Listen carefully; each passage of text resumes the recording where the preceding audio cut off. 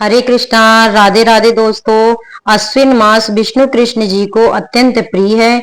इस मास में भगवान श्री कृष्ण जी की पूजा करने से कृष्ण भगवान प्रसन्न होते हैं और अश्विन मास में पूजा करने से बहुत ही श्रेष्ठ फल की प्राप्ति होती है।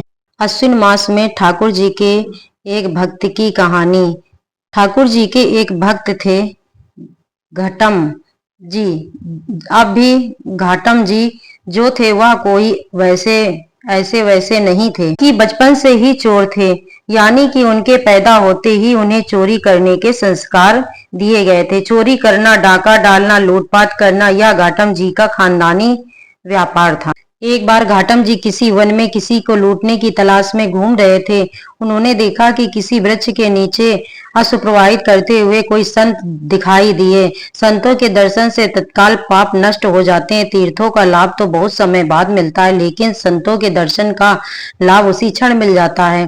घाटम जी उनके पास गए तो उनके हृदय में बहुत आनंद उमड़ा।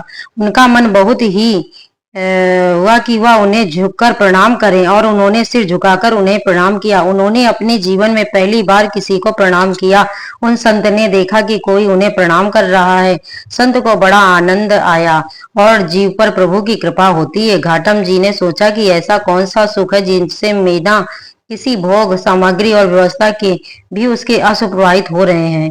उन्हें लगा कि जरूर उनके पास कोई महान सुख है। महात्मा जी ने कहा, बैठ जाओ। घाटम जी उनके पास बैठ गए और महात्मा ने कहा, देखो बेटा, जीवन बहुत कीमती है। इस जीवन को सदैव भगवत चरणों में लगाना चाहिए और कोई गलत कार्य नहीं करना चाहिए। संत ने घाटम जी से उसके काम काज के बारे में पूछा। घाटम जी ने बताया कि मैं चोरी करता हूँ, डाका डालता हूँ।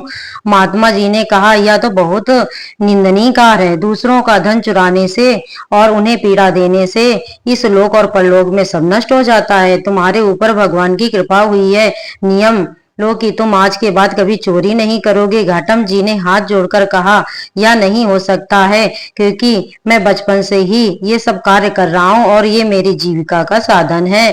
मेरे पूज्यजनों ने मुझे नियम दिया कि मैं कभी यह चोरी का धंधा न छोड़ूं।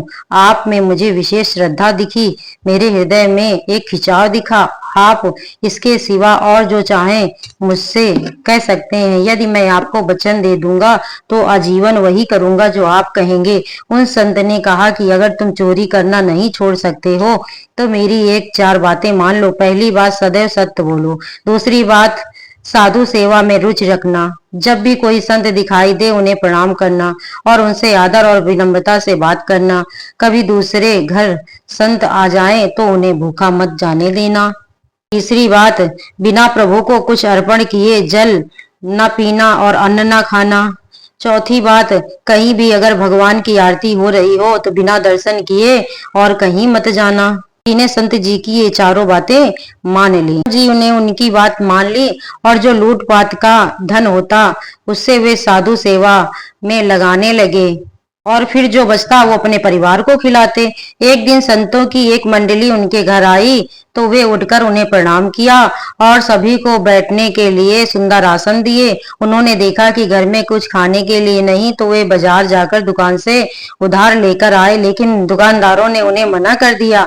उस समय गेहूं की फसल कटाई बड़ी जोरदारी से चल रही थी। उन्होंने देखा कि किसान लोग सो रहे हैं। वे एक बड़ी सी चादर लेकर गए और जल्दी से गेहूं भरकर ले आए और उन्होंने संतों के भोजन की व्यवस्था की। घाटम जी बड़े तंदुरुस्त थे तो खेत में उनके पैरों के चिन्ह बन गए। साधु जनों को खिलाते समय वे सोच रहे थे कि अब तो वो पक्का फंसेंगे, कि क्योंकि जब किसान जागेंगे और पैरों के चिन्ह देखेंगे तो उन्हें समझ में आ जाएगा कि घाटम जी के पैर के निशान है। जैसे जैसे संत जन को प्रसाद खा रहे थे वैसे वैसे ही बड़ी धूल भरी आंधी चली और वर्षा हो गई। उनके पैरों के चिन्ह मिट गए। यह बात देखकर घाटम जी को और विश्वास हुआ, साधु सेवा कभी उन्हें फंसने नहीं देगी।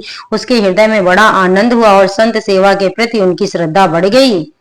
एक बार कोई उत्सव था तो घाटम जी ने सोचा कि गुरुदेव के पास कुछ लेके जाना चाहिए और फिर सोचा कि रात में जो चोरी का धन मिलेगा उसे मैं गुरु सेवा जरूर करूंगा। घाटम जी ने एक फौजी सिपाही का वेश बनाया और एक राजा के अस्तबल में घुस गए। रात में पहरेदार ने आवाज दी कि कौन है। गुरु की सत्य बोलने की आज्ञा मानते हुए घाटम जी ने बोला कि मैं चोर हूँ। पहरेदार ने सोचा कि अगर चोर होगा तो ये थोड़ी बोलेगा ही चोर हूँ। पहरेदार को लगा कि यह कोई राजा का खास आदमी है, तभी वह आनंद में निर्भय होकर कह रहा है कि चोर हूँ। सिपाही के वेश में घाटम जी ने राजा के घोड़ों में से एक बढ़िया घोड़ा ले लिया और उस पर सवार होकर निकले। उसकी वेशभूषा देखकर पहरेदारों ने फिर पुनः उसको नहीं रोका।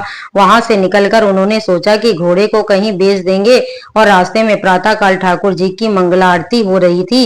उन्होंने सोचा कि गुरु जी की आज्ञा से आरती में भी जाना है। घोड़े को बांध दिया। आरती के दर्शन के लिए वे उतर गए।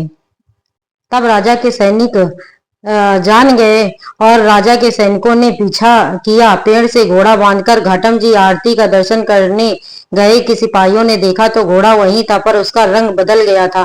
काले रंग का घोड़ा अब सफेद रंग का हो गया। सिपाही वहां खड़े हो गए और घोड़ा तो यही है, पर यह तो काला था, सफेद कैसे हो गया। इतने में आरती के दर्शन करके घाटम जी मंदिर से बाहर आए। सिपाहियों ने पूछा, ये घोड़ा वही है ना जो तुम रात्रि में चुरा लाए थे? सत्य बोलना था। घाटम जी बोले, हाँ मैं वही चोर हूँ जो घोड़ा चुरा कर लेकर आया हूँ। सिपाहियों ने पूछा कि वो घोड़ा तो काला था, ये सफेद कैसे हो गया? घाटम जी बोले कि यह ठाकुर जी जाने, मेरी गुरु जी ने कहा था कि आरती हो रही हो तो प्रभु के दर्शन करना, तो मैं दर्शन करने गया था। इतने में घोड़ा सफेद हो गया।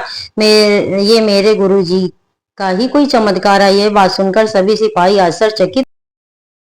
सिपाही ने घाटम जी और घोड़े को साथ लिया और राजा के पास जाकर सारी बात बताई। घाटम जी की सत्यता और गुरु वचनों की दृढ़ निष्ठा देखकर राजा बहुत प्रभावित हुआ। राजा ने कहा कि तुम चोर हो पर सत्य बोलते हो और संत आज्ञा का पालन करते हो, इसीलिए घोड़े का रंग बदल गया। राजा ने कहा कि जो प्रभु अपने जन के लिए ऐसा कर सकते हैं, उनकी निश्चय ही हमारे ऊपर कोई कृपा होनी चाहिए, और कृपा तभी होगी जब हम आपका सम्मान करेंगे। राजा ने बहुत सारी संपत्ति घाटम जी के नाम कर दी। संपत्ति लेकर घाटम जी गुरु चरणों के दर्शन करने के लिए गए। घाटम जी की अपने गुरु पर श्रद्धा और बढ़ गई कि मुझ जैसे चोरी करने वाले को जहाँ राजा से दंड मिलना चाहिए था वहां सम्मान मिला। वे गए और गुरु जी को भेंट समर्पित की उत्सव में सम्मिलित हुए। उन्होंने निश्चय करके गुरुदेव से कहा कि गुरु जी, आपने जो पहली बार मुझे चोरी करने से मना किया था, आज मैं नियम लेता हूँ कि अब जीवन में कभी चोरी नहीं करूंगा।